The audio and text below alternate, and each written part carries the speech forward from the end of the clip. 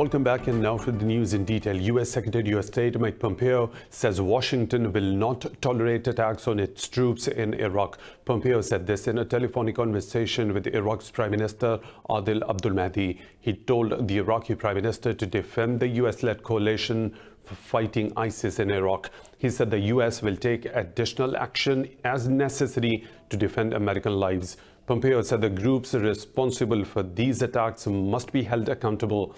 Last week, 3 American soldiers were wounded in a rocket attack on an Iraqi base in Baghdad. This was the second major rocket attack on the U.S. forces in the past week.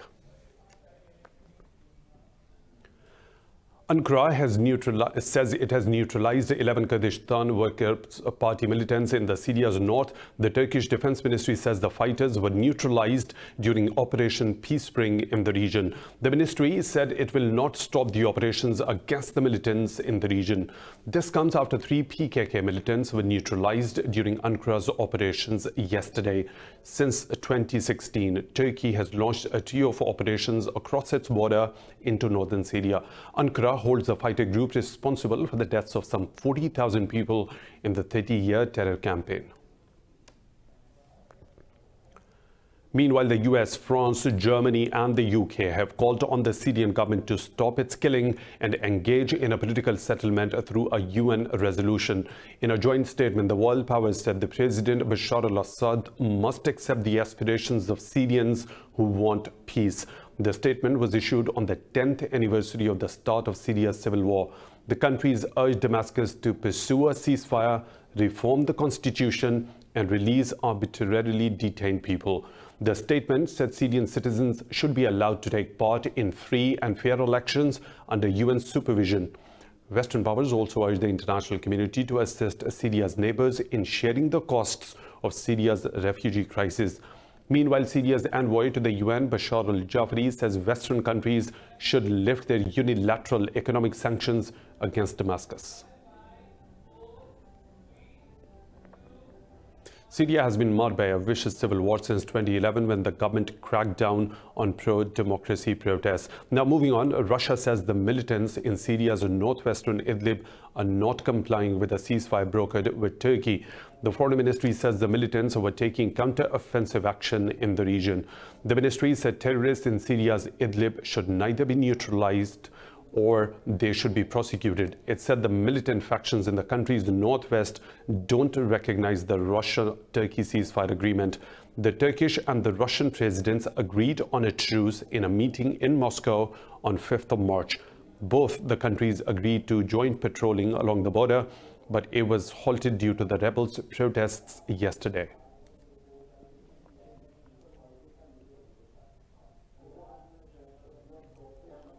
Russia's constitutional court has approved amendments that could allow President Vladimir Putin to stay in power until 2036. In its ruling, the top court said Putin's move to amend the constitution to run for president again is in line with the Russian law.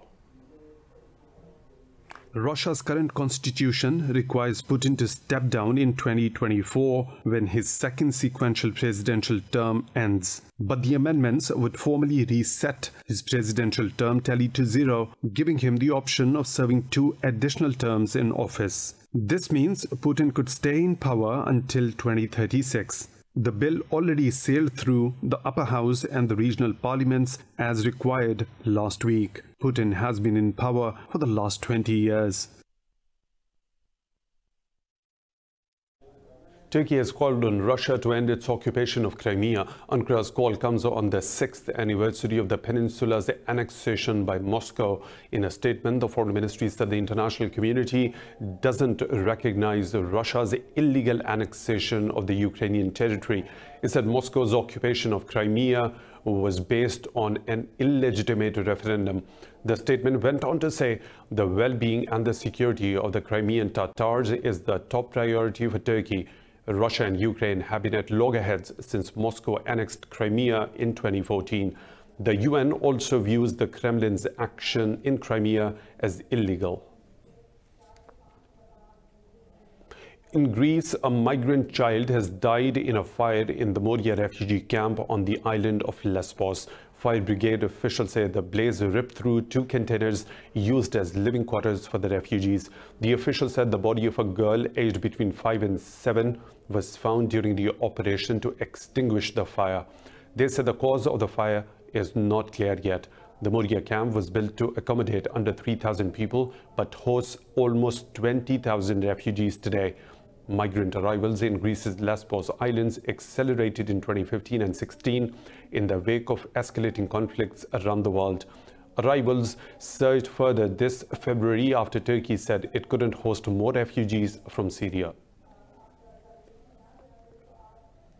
Israel's President Rivlin has given opposition leader Benny Gantz an official mandate to try to form a new government. This comes as Gantz wants support from 2 political parties in his bid to oust Netanyahu after a third inconclusive election in less than a year. The president gave Gantz 28 days with the option of 2-week extension to assemble a ruling coalition. Earlier this month, Netanyahu declared victory in the elections, but 61 of the parliament's 120 legislators voiced support for Gantz. It undermines Netanyahu's plan to stay in power in a unity cabinet to fight the novel coronavirus outbreak. Netanyahu is facing criminal charges in 3 corruption cases, but his trial was postponed until 24th of May due to the coronavirus.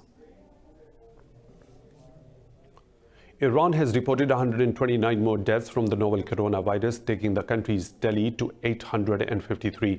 This is a new record high for a single day in one of the world's worst-hit countries. Health officials say the virus has infected over 1,050 people in the past 24 hours. There are now around 15,000 confirmed coronavirus cases in Iran. Meanwhile, a 78-year-old member of Iran's clerical body has died 2 days after testing positive for the COVID-19. This took the death toll among serving and ex-officials to at least 12. The government has advised people to stay indoors and avoid unnecessary travel. Humanitarian group 45 Rights has called on Bangladesh to protect its Rohingya refugee community from the coronavirus. The group warns that conditions in camps like Cox's Bazar leave refugees especially vulnerable to the virus.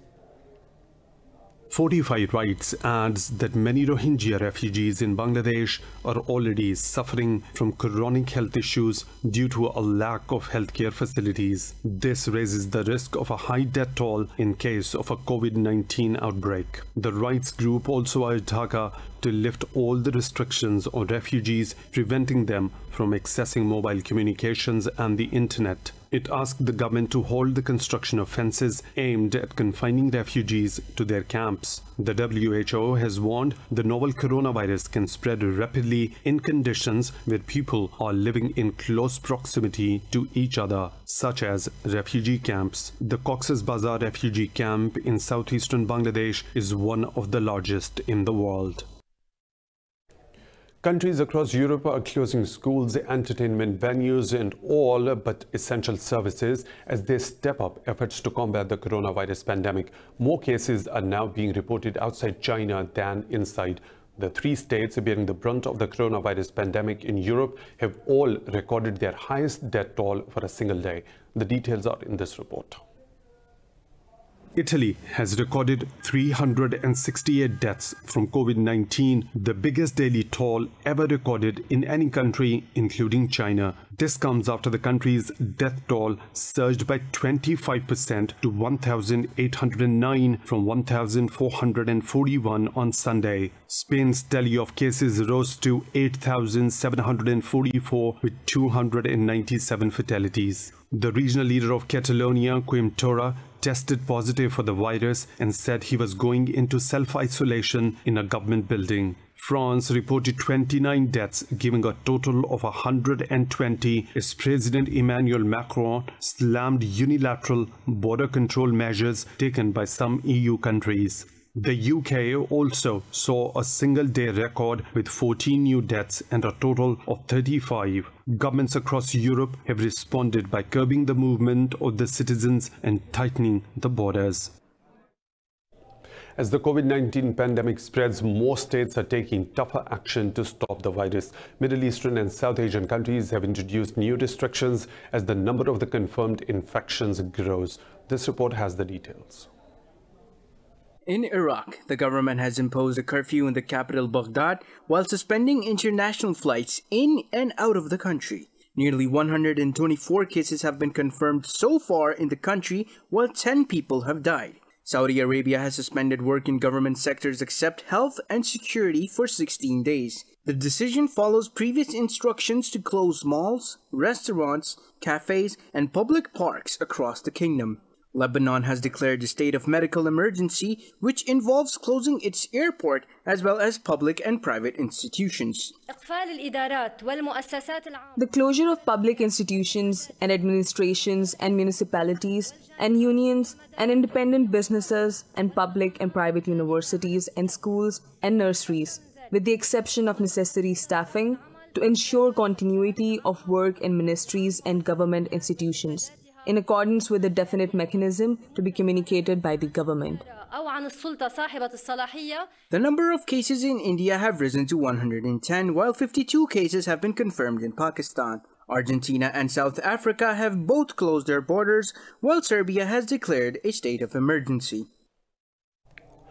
In a related development, Pakistan has closed its western borders with Iran and Afghanistan for the 15 days as a precaution against the coronavirus pandemic. The decision was made at a National Security Committee meeting last week, presided over by Prime Minister Imran Khan. The Prime Minister's office said all the educational institutions across the country are also shut down for 3 weeks. The office added Kartarpur corridor will be closed for Pakistanis, while Indian pilgrims will be allowed to continue visiting. The total number of coronavirus cases in the country has reached over 100 after 50 more people tested positive in Sindh province. Sindh government spokesperson Murtaza Wahab said the total number of the patients in the province has reached 80. Meanwhile, the US is beginning a clinical trial of a new vaccine developed to protect against the coronavirus pandemic today. This comes as the virus has spread to over 130 countries and territories, currently infecting over 169,000 people.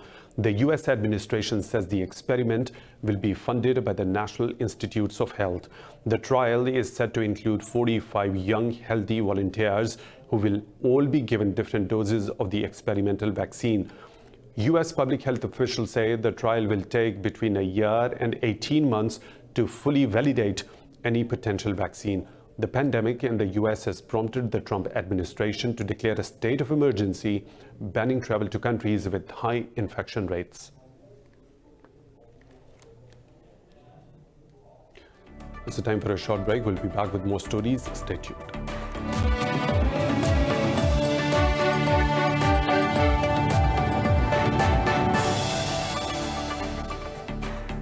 Welcome back. Afghanistan's National Security Council said the government is assessing which Taliban prisoners will pose a threat in the future. The exchange of prisoners between the Taliban and Kabul is a condition of the Doha deal, but it hasn't yet begun. NSC spokesperson Javed Faisal said assessment of prisoners has begun and Kabul will ensure they will not return to the battlefield. The presidential palace says Kabul will release 5,000 prisoners under a gradual process, and there will be a give and take between the government and the Taliban. The Kabul administration said the release is a part of the peace process and it will happen.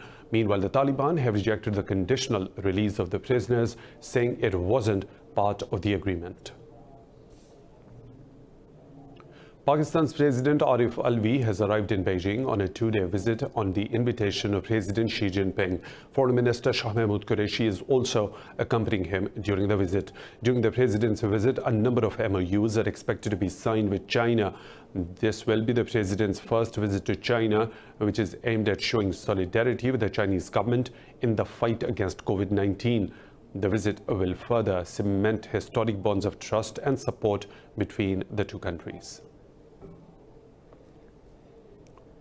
Moving on to India, where anti-citizenship protesters are living under constant fear due to the notices by the government.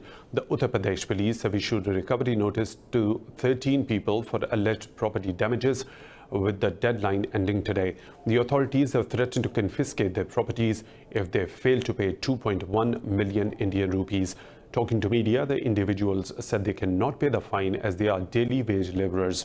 They said most of them have lost their jobs since police put up their pictures on the posters across Lucknow. 83 people, mostly Muslims, have been killed during nationwide protests against the controversial act. 4 ISIS militants have been sentenced to death in Bangladesh for the 2016 decapitation of a senior Hindu priest. The men who were involved in the killing in the northern district of Panchgarh were members of band Jamiatul Mujahideen Bangladesh. The priest was a prominent member of Bangladesh's Hindu community, which makes up nearly 10% of Bangladesh. The JMB was blamed for the murders of minorities, secular writers, publishers and foreigners between 2013 and 16. The deadliest attack by the banned organization was at a Dhaka cafe in 2016, killing 22 people, mostly foreigners. In France, Paris Mayor Anne Hidalgo has beaten President Emmanuel Macron's candidate into a distant third place in the first round of the local elections. Exit polls say Hidalgo took a commanding lead with 30%, 8 points ahead of Conservative challenger Rashida Dati. In the country's local elections, Green candidates have fought well in many big cities, leading the race in Lyon, Strasbourg and Grenoble. A handful of candidates from the far-right National Rally have been re-elected with outright majorities. In Paris, the mayoral election follows a complicated 2-round system in 17 districts, each electing a given number of delegates, similar to the US presidential process. Lists of the candidates above 5% can merge ahead of the runoff, making final results hard to predict. First round poll results could be cancelled if the second round cannot go ahead because of the coronavirus outbreak. Spain's King Felipe VI has renounced his personal inheritance and stripped former King Juan Carlos of his annual stipend. This follows allegations the king was receiving millions of euros from a secret offshore fund with ties to Saudi Arabia. Juan Carlos was Spain's first crowned head of the state for 44 years between 1975 and 2014. He abdicated in 2014 after a series of scandals sent his popularity crashing. The former king has been criticized for the lavish lifestyle and faces a probe by the Swiss financial authorities. Juan Carlos is accused of being a beneficiary of an offshore account worth 65 million euros, described as a donation from Saudi Arabia's king.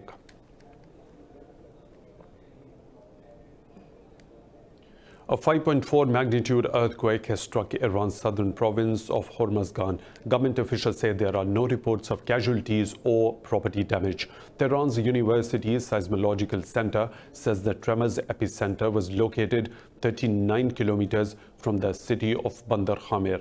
It said the quake had a depth of 16 kilometers. Meanwhile, the UAE's meteorological department says slight tremors caused by the quake were also felt in parts of the Emirates. A Chinese photographer has filmed 70 glaciers to demonstrate the threat of global warming. After filming for 7 long years, he found glaciers are shrinking. What about the melting glaciers in this report? One young Chinese man made it his mission to get up close and personal with glaciers. They are beautiful, but they won't look like this forever. This is the warning Wang Xiangjun brought to the UN's 25th Climate Change Conference in Spain. His documentary clearly showed what's left when a glacier vanishes, a barren, desolate landscape of sand and rocks.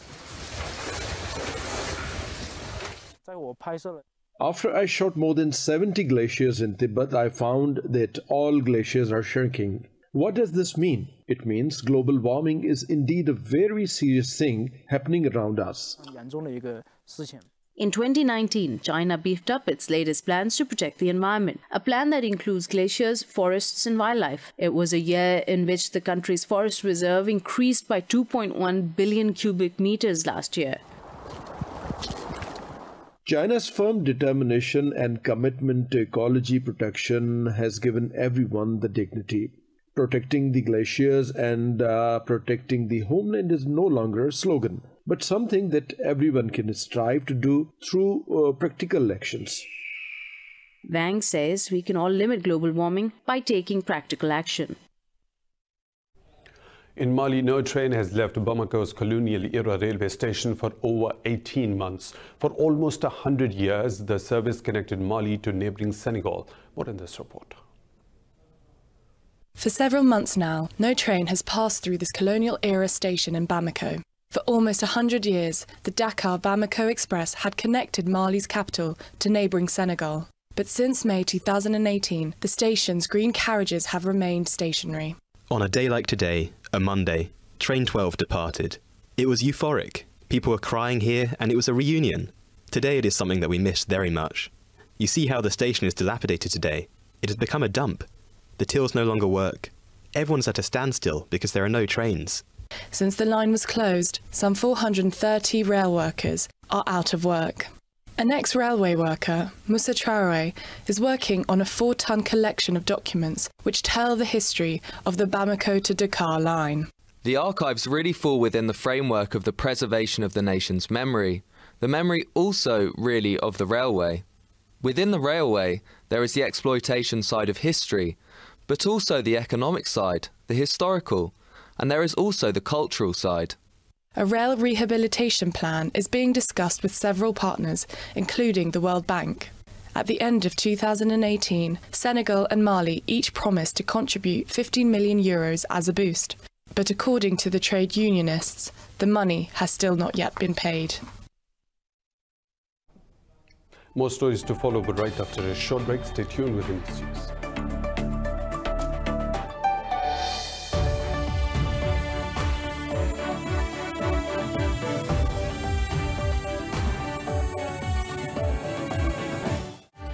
Rebecca Bundan, Indus News, Mumbai.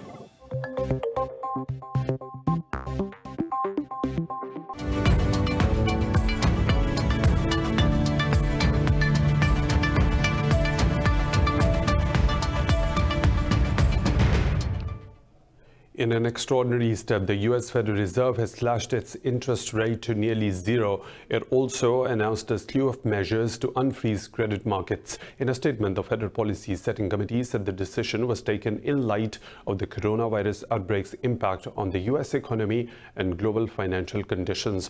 The Fed slashed its target range for the benchmark federal funds rate by a full percentage point to between 0.25%. The Reserve said it is restating its bond buying program, which purchases of at least $500 billion of the U.S. Treasury securities. Under the new measures, buying bonds will include $200 billion of the mortgage-backed securities. U.S. President Donald Trump has praised the Fed interest rate cut, calling it a good news. Happy. And I want to congratulate the Federal Reserve. For starters, they've lowered the Fed rate from what it was, which was 1 to 1.25, and it's been lowered down to 0 to 0.25 or 0.25. So it's 0 to 0.25. Earlier this month, the Federal Reserve already trimmed interest rates by half a percentage point, its first emergency cut since the 2008 financial crisis. Now moving on, China's manufacturing activity has contracted at the sharpest pace in 30 years in the first 2 months of 2020. Containment measures amid COVID-19 severely disrupted business activity in the world's second largest economy. China's National Bureau of Statistics said industrial output fell by 13.5% in January and February, the weakest reading since January 1990. Fixed asset investment has dropped by 24.5% year-on-year, defying economists' expectations of a drop of around 3%. Meanwhile, China's central bank has pushed cash into its financial system through open market operations to maintain liquidity in the market. It injected over $14 billion into the market via the medium-term lending facility. Global stock markets have sunk again despite efforts by central banks to ease the effects of the coronavirus. U.S. markets plunged by over 7%, triggering an automatic suspension of trade in the post-opening minute. London's FTSE 100 index has fallen more than 8%. Other major European markets have also seen similar declines. The US Federal Reserve has cut interest rate to almost zero and launched a $700 billion stimulus program. But investors are worried that central banks now have few options left to combat the impact of the pandemic.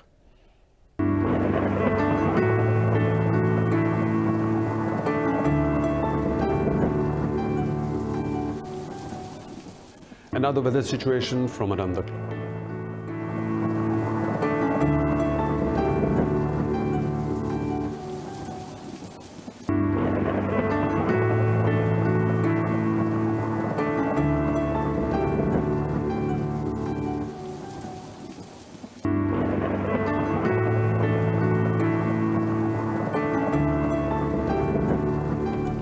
And that's all for now with the latest updates. You can follow us on social media at Indus News.